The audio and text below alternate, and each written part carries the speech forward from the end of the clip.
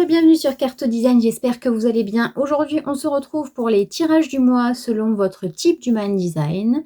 Et ce mois-ci, donc nous sommes en octobre, nous sommes donc en mois 10, qui fait que c'est un mois 1. Mais à la différence de janvier, le mois 10, en fait, il est dans la nouveauté, le renouveau, on renaît de ses cendres, on fait des nouvelles choses. On intègre des nouvelles choses, on se lance dans de nouveaux projets, on initie des nouveaux projets, si vous êtes manifesteur, etc., etc. Mais avec l'expérience de tout ce qu'on a eu avant. C'est-à-dire que de janvier à septembre, vous avez fait des expériences, il y a eu du retour d'expérience, il y a eu du vécu, il y a, voilà, on a mis en place certaines choses, on a mis fin à certaines choses au mois de septembre. Sauf que maintenant, on est clairement sur un renouveau, mais avec les connaissances et avec des leçons qu'on a apprises, et ce qui fait qu'on ne va pas refaire les mêmes erreurs. Voilà, donc c'est parti pour votre type Human Design. À tout de suite. Mes très chers amis réflecteurs, bonjour, bonsoir, selon l'heure à laquelle vous allez regarder cette vidéo. J'espère que vous allez bien, que vous avez passé un agréable mois de septembre et que vous êtes prêts à entamer ce mois d'octobre qui promet d'être extrêmement dans le renouveau. Voilà, qui va vous amener des nouvelles choses sympathiques. Alors, pour ce mois d'octobre, nous allons travailler avec le Chibi, le Tarot Sakura et le magnifique Oracle des Princes Planétaires. C'est parti! Qu'est-ce qu'on a pour vous pour ce mois-ci, amis réflecteurs? Par quoi on commence? Alors, on va commencer par là. Aujourd'hui, pour ce renouveau, on vous demande de faire confiance à votre intuition avec la grande prêtresse ou la papesse, de lever le voile, de dévoiler votre idée de génie. Okay, l'as de bâton, c'est l'innovation, c'est le truc, c'est Eureka. Nous avons nos amis générateurs aussi qui ont eu cette carte. Il y a vraiment un ressenti de je dévoile le secret, d'accord? Le secret de quelque chose. Ceci dit, faites-le en écoutant votre intuition et en écoutant votre instinct. C'est-à-dire, comme on est dans le mois de la rate, du spleen, du centre spleen, on est dans le mois de l'instinct et de l'intuition. Donc, essayez de voir à quel moment vous dévoilez ça. Est-ce que vous déposez un brevet? Est-ce que vous faites un tampon de la SACEM pour dire que c'est votre production? Est-ce que vous voyez ce que je veux dire? Essayez d'avoir quelque chose de carré et de protéger votre idée, de protéger tout ça en faisant appel à votre intuition, parce que c'est quelque chose qui va vraiment innover et qui va vraiment dépoter. Hein. Là, on est sur un truc, même vous ne l'avez pas vu venir, quoi. Voilà, ensuite, qu'est-ce que j'ai d'autre? Alors, pendant ce mois de septembre, vous avez fait face à des grandes remises en question et à une certaine résilience. C'est-à-dire que même si vous avez été au fond du gouffre, que vous avez eu des gros problèmes, une extrême fatigue, des choses qui vous ont mis à terre, peut-être des personnes qui sont parties, peut-être, voilà, vous avez eu besoin de refaire un peu, avec le 7 d'épée, de vous refaire un peu un mental d'acier, en fait. Et malgré tout ça, on sent que vous avez quand même cette motivation avec votre idée de génie, avec votre idée d'Einstein, de vous relever, en fait. Vous êtes relevé, c'est vrai, vraiment, vous êtes résilient. C'est-à-dire que vous dites, ok, c'était un mauvais moment à passer, ça a été compliqué, oui, il y a eu des choses qui ont été dites, oui, il y a eu des choses qui ont été faites, qui m'ont pas plu, qui ont ci, qui ont là, mais vous êtes debout. Et ça, les réflecteurs, je vous félicite. Parce que c'est faire preuve de résilience à ce moment-là, c'est hyper positif pour vous, parce que ça vous permet à vous de vous relever malgré les défis. Et ça, c'est pas donné à tout le monde, donc félicitations, mes très chers amis réflecteurs. Ici, voilà. avec l'oracle des princes planétaires, on a le centre racine, décidément, et Saturne. Alors, Saturne, c'est le maître des Capricornes. Oui, je le sais, parce que je le répète souvent, parce que c'est, comme je suis Capricorne, c'est la seule planète que je sais avec quel signe elle est rattachée. Et avec Mercure, parce que mon mari est Vierge, donc voilà. Mais voilà, Saturne, c'est on recalibre tout. On réorganise. Là, on parle du 7 d'épée, réorganisation de l'esprit, de la tête, des idées, etc. Bah, avec Saturne, de toute façon, Saturne, il vous dit, ok, c'est tout droit. Si vous allez à gauche, vous allez vous prendre une claque et il va vous remettre tout droit. Ok? Donc Saturne, c'est je me réorganise, je réinstalle certaines choses, je change de routine pour un truc plus carré, je me mets au carré. Voilà. Saturne, c'est ok les innovations, ok tout ce que vous voulez, nouvelle routine, faire plus de sport, faire moins de sport, arrêter de regarder la télé, changer de téléphone, enfin je sais pas. Mais en tout cas, il vous dit, il faut que tout soit organisé. Il faut que tout soit à sa place, au bon moment, au bon endroit. Voilà. On réorganise. Et ensuite, avec le centre racine, qui est le centre de l'ancrage, de la sécurité, en fait, pourquoi vous allez avoir besoin vraiment de vous réorganiser, de faire des choses nouvelles et des choses 100% pour vous, c'est parce que vous avez besoin de vous réancrer. En fait, avec tout ce que vous avez vécu en septembre qui aurait pu, et cet été, parce que c'est vraiment ce que je ressens par rapport aux énergies qu'il y a eu cet été et ce mois de septembre, on a vraiment vécu des moments extrêmement stressants, extrêmement même violents parfois, avec les incendies, les inondations maintenant, les ci, les là, les tremblements de terre. Enfin voilà, il y a eu beaucoup de choses, les manifestations.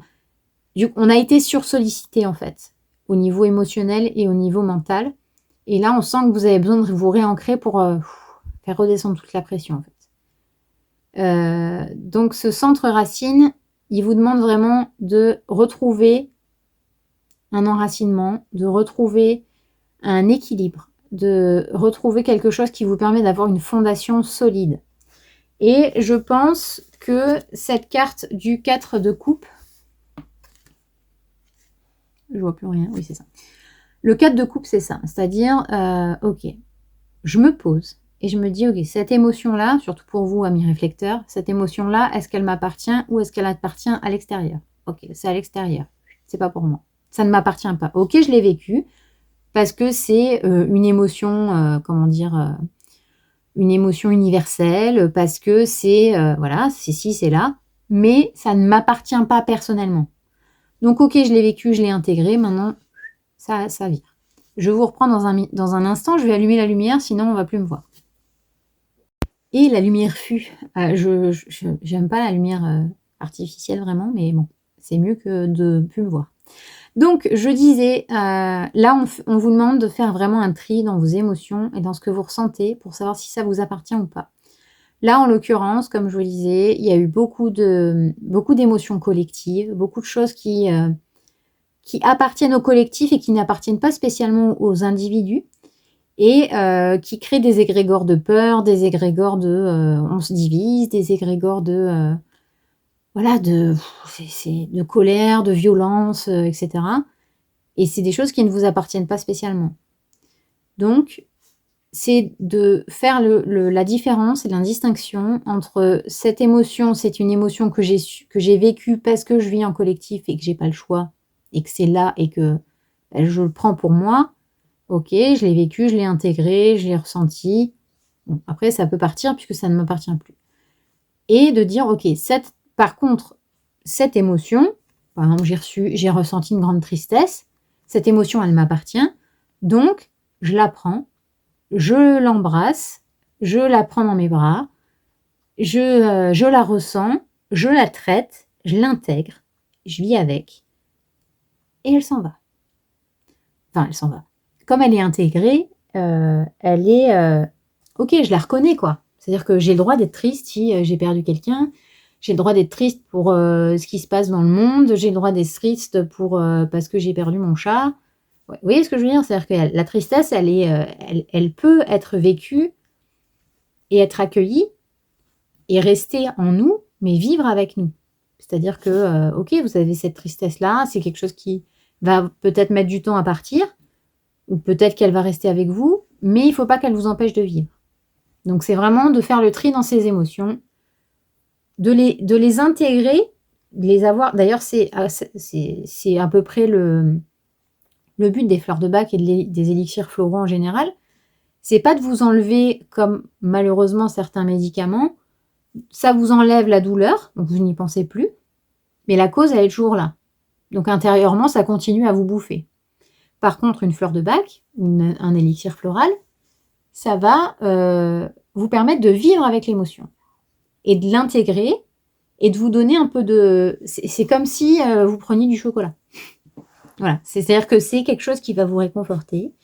Vous allez prendre ça, ça va vous faire du bien, mais ça ne vous empêchera pas de travailler sur votre émotion ou sur votre schéma répétitif. Ou voilà, ça va vous permettre de vivre avec ça et de vous dire, ok, j'ai le temps de l'intégrer en fait. J'ai le temps de me dire, ok, je souffre, là j'ai mal, même si ça paraît complètement dérisoire pour certaines personnes, on s'en fout, c'est certaines personnes, c'est pas vous. Vous avez besoin de l'intégrer, vous avez besoin de le ressentir, vous avez besoin...